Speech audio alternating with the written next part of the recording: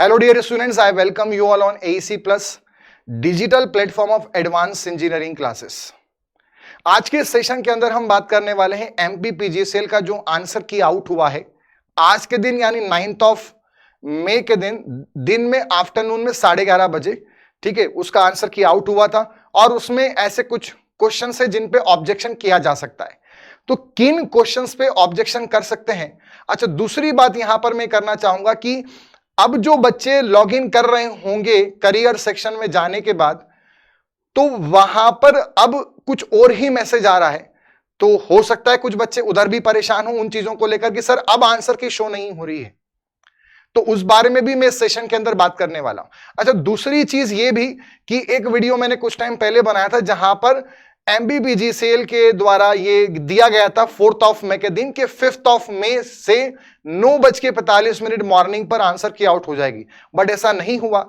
वो जो भी कारण हो सकता है, टेक्निकल इश्यूज, वेबसाइट के कुछ इश्यूज हो सकते हैं, टेक्निकल ग्लिच हो सकता है, जो भी वो कारण रहे हो, उस कारण वहां पर आंसर की 5 मई को पब्लिश नहीं की गई। बट आज ही के दिन 9 मई में 11:30 बजे के आसपास आंसर की आउट हुई। बहुत सारे बच्चों ने वहां से अपना जो आंसर की था उसे डाउनलोड भी किया, बट वो 2 या 2.5-3 घंटे तक लगभग आंसर की रही। और बाद में जब बच्चे अब वापस से उसी प्रोसीजर के थ्रू लॉग इन कर रहे हैं, तो वहां पर कुछ और ही मैसेज आ रहा है। वो क्या मैसेज आ रहा है वो मैं आपको बता दूं। वहां लिखा आ रहा है, the log in to form will be available only between 10 May 2023 9:45। अब इसका क्या कारण है वो हमें नहीं पता, बट हो सकता है वही मैंने आपको बताया कुछ टेक्निकल ग्लिच, तो हम कल तक का वेट कर सकते हैं। तो जिन बच्चों ने आंसर की अभी डाउनलोड नहीं करी है अपनी रिस्पांस की, वो कल 10 बजे, जैसा कि यहां मेंशन्ड है, ये हमारे अकॉर्डिंग नहीं है बट एमपीपीजीसीएल की ऑफिशियल वेबसाइट पे जो आ रहा है वही मैं आपको यहां पे शो कर रहा हूं। अब बात आती है जिन बच्चों ने आंसर की देख लिया, सिविल वाले पेपर 29 अप्रैल को जो पेपर हुआ था वो 2 शिफ्ट में हुआ था, मॉर्निंग और आफ्टरनून में, उन 2 शिफ्ट की बात कर रहा हूं। उसमें जो बच्चों ने क्वेश्चंस के आंसर देखे, डिस्कशन हुआ, तो वहां पर कुछ ऐसे क्वेश्चन है जिन्हें ऑब्जेक्शन किया जा सकता है। अब बात आती है कि सर ऑब्जेक्शन लिंक एक्टिवेट होगी, तो डेफिनेटली एक्टिवेट होगी। जो हेल्पलाइन नंबर है उनसे कम्युनिकेट करके जो अभी तक इंफॉर्मेशन मिली है कि आंसर की अभी वापस से वो लिंक डीएक्टिवेट हो गई और वो कल 10 मई को फिर वापस से एक्टिव हो जाएगी। और ऑब्जेक्शन की लिंक भी आपकी कुछ टाइम में एक्टिव होगी। किस डेट पर होगी ये अभी उन्होंने मेंशन नहीं करा, बट हाँ, आंसर की उन्होंने दी है तो इसी पर्पस से दी है कि अगर किसी भी क्वेश्चन में आपको चैलेंज का लग रहा है तो उसको आप चैलेंज कर सकते हैं। बट जब चैलेंज हम करते हैं तो हम किसी भी नोट्स के थ्रू नहीं कर सकते, हमें रिलेवेंट ऑथर या स्टैंडर्ड ऑथर्स का ही कोटे वहां देना पड़ता है, तो हमें टाइम भी मिल जाएगा। तो इस सेशन के अंदर हम उन्हीं क्वेश्चंस पे बात करने वाले हैं कि सिविल इंजीनियरिंग का 29 अप्रैल को जो पेपर हुआ मॉर्निंग और आफ्टरनून शिफ्ट में, किस क्वेश्चन में हम चैलेंज कर सकते हैं।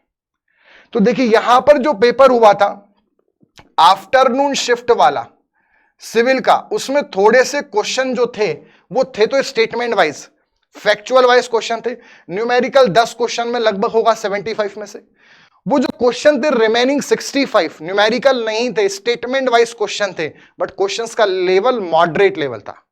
मतलब मैं आपको यह बता दूं कि आफ्टरनून जो है उसका थोड़ा सा जो मार्क्स हैं, उसका जो कट ऑफ है वो थोड़ा सा ज्यादा जाएगा, या आप ऐसा समझ सकते हैं कि वहां पे नॉर्मलाइजेशन थोड़ा ज्यादा होगा।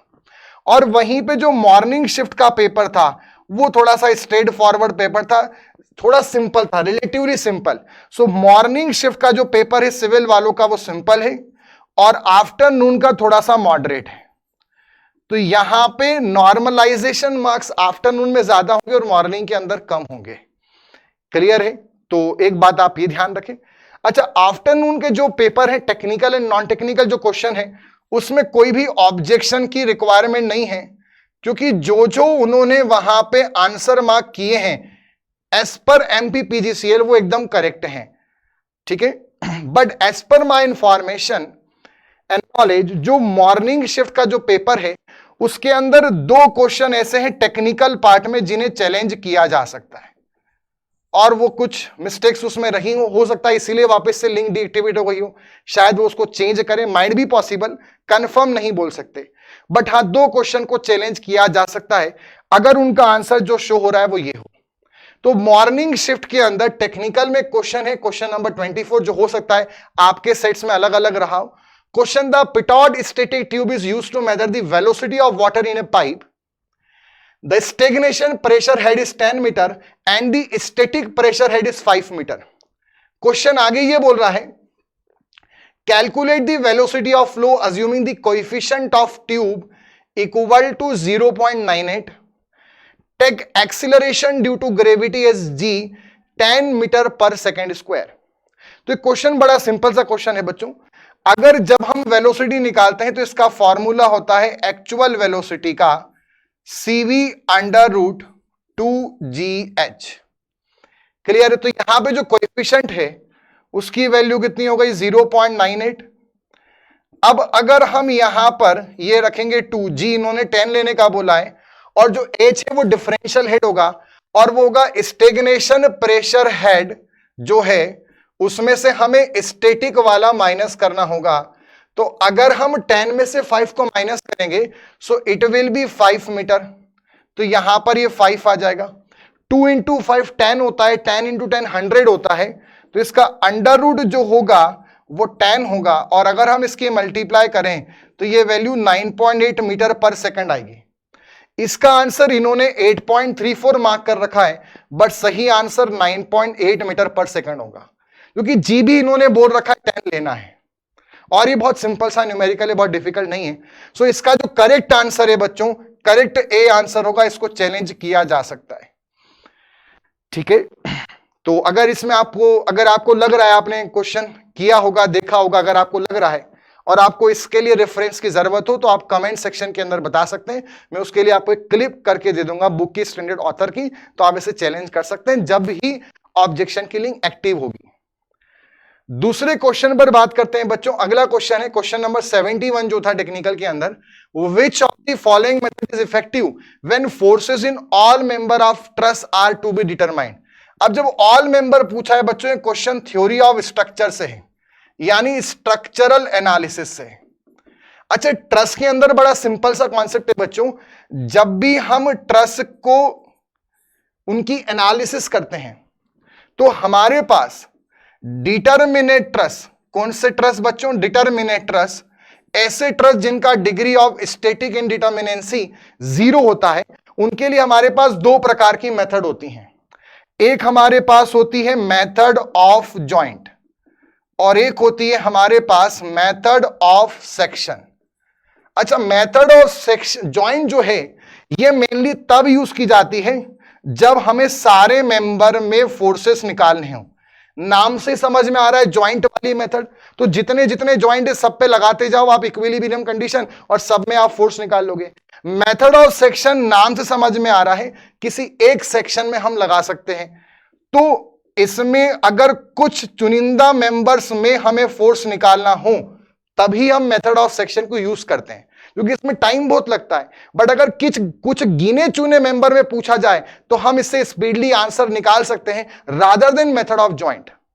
तो मेथड ऑफ सेक्शन का एडवांटेज ही फ्यू मेंबर्स पे है और सारे मेंबर्स के लिए मेथड ऑफ जॉइंट है। इन्होंने साफ साफ बोला है when forces in all members are required. So इसका जो सही आंसर बच्चों होगा वो होगा मेथड ऑफ जॉइंट। ये इसका करेक्ट आंसर है। और पीजीसीएल ने जो इसका सही आंसर बोला है वो मेथड ऑफ सेक्शन बोला है, जो कि कंप्लीटली रॉन्ग है। इसके लिए भी मैं आपको स्टैंडर्ड ऑथर का कोट बुक का एक जो क्लिप है वो आपको सेंड कर सकता हूं, अगर आपको उस पर चैलेंज करना हो, जब ऑब्जेक्शन की लिंक एक्टिव हो जाएगी। सो दो पेपर हुए थे। आफ्टरनून शिफ्ट थोड़ा डिफिकल्ट है, मॉर्निंग शिफ्ट सिंपल है।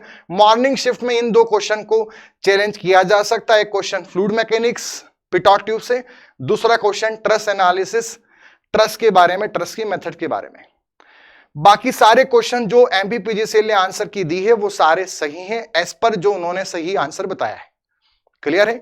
सो ऑब्जेक्शन की लिंक कुछ टाइम बाद एक्टिव हो जाएगी, तो आप इन दो क्वेश्चंस को देख के चलें। अगर और भी किसी क्वेश्चंस में आपको डाउट है, either electrical, either mechanical, either civil, किसी भी ब्रांच के क्वेश्चंस में अगर आपको डाउट लग रहा है तो आप कमेंट सेक्शन के अंदर हमें बता सकते हैं। सो सेशन में जुड़ने के लिए सभी का धन्यवाद। ऐसे ही अपडेट के लिए चैनल को सब्सक्राइब जरूर करें। Thank you.